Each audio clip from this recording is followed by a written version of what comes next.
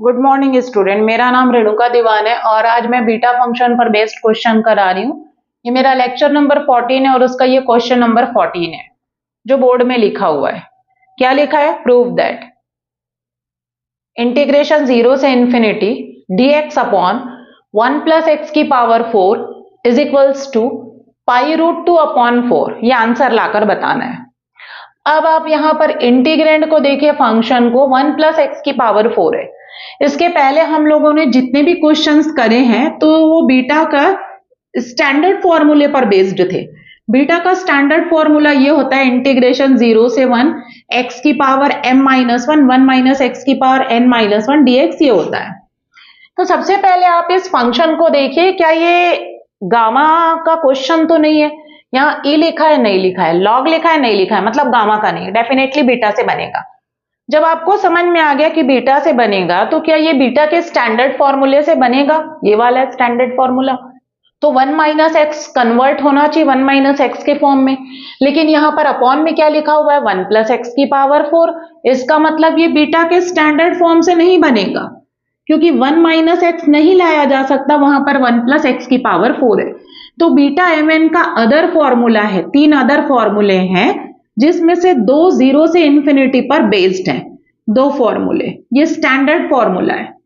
2 फॉर्मूले 0 से इंफिनिटी पर बेस्ड कौन से? x की पावर m माइनस 1, इसमें होता है x की पावर n माइनस 1, नीचे होता है 1 प्लस एक्स की power m plus n dx, और यहां पर भी होता है 1 प्लस एक्स की power m plus n dx। दोनों में से कोई सा भी फॉर्मूला आप यहां पर लगा सकते हैं, क्योंकि 1 प्लस एक्स की पावर 4 है। अब मुझे बस इसी को कन्वर्ट करना है, x की पावर 4 को मुझे y से कन्वर्ट करना पड़ेगा, तो ये बीटा के अदर फॉर्म में कन्वर्ट हो जाएगा। सो स्टूडेंट, इसमें सब्स्टिट्यूशन लगा रही हूं और ये वाला फॉर्मूला लगेगा।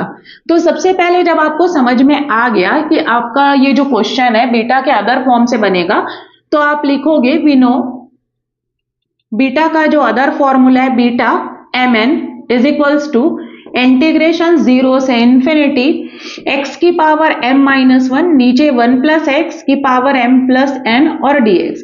इसको 1 नंबर डालिए। अब आप क्वेश्चन का LHS लेंगे, जो इंटीग्रल है उसको लेंगे।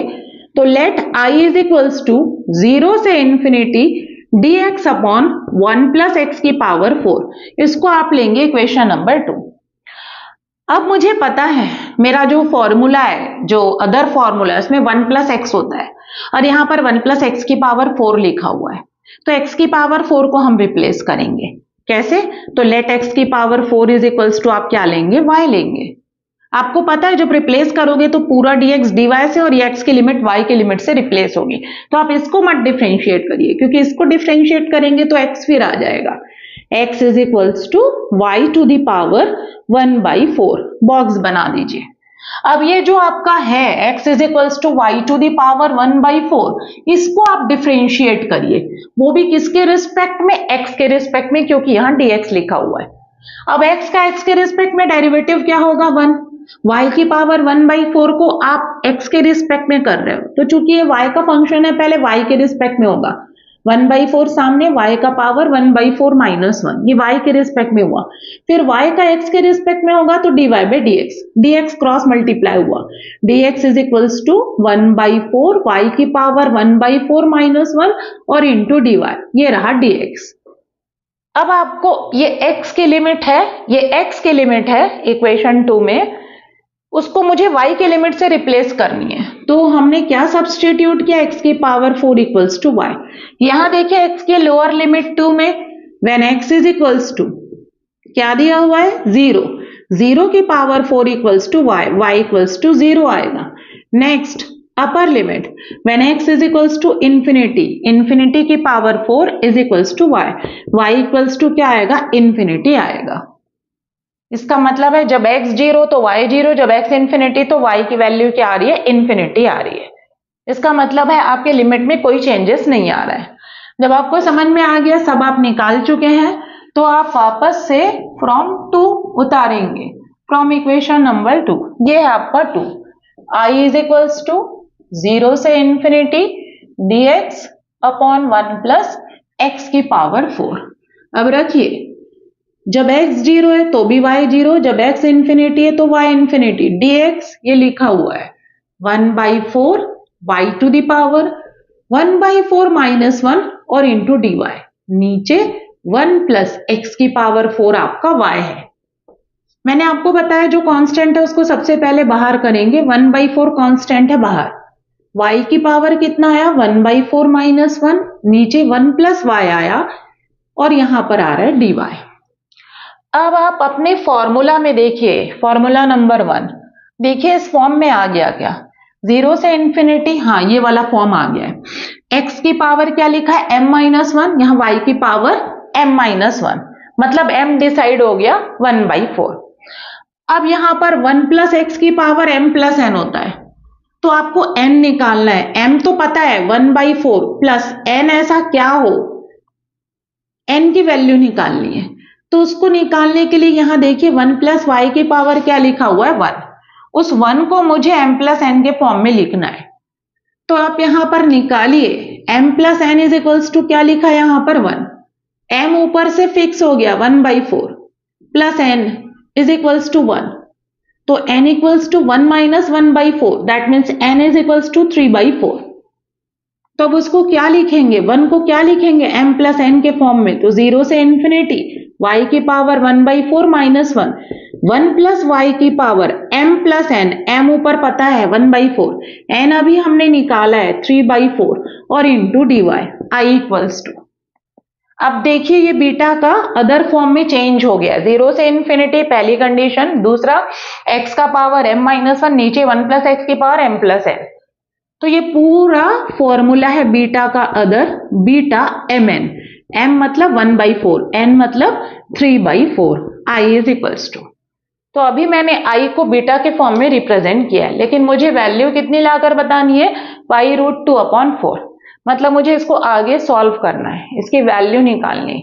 वैल्यू निकालने के लिए इसमें बीटा गामा रिलेशन लगाना पड़ेगा, तो मैं यहां लगा रही हूं, लेफ्ट साइड में देखिएगा, वापस से उतार रही हूं उसको, i इज इक्वल्स टू जो आया वहां पर उसको मैं उतार रही हूं। यहां देखिए आपका i कितना आया है, i इज इक्वल्स टू 1/4 बाहर है, बीटा 1/4 3/4 ये आया है। अब इसमें बीटा गामा रिलेशन लगाएंगे, क्योंकि मुझे पता है जब इसको सॉल्व करना रहता है बीटा mn को, तो बीटा गामा रिलेशन ही एकमात्र ऐसा फॉर्मूला है जिससे इसकी वैल्यू निकाली जा सकती है।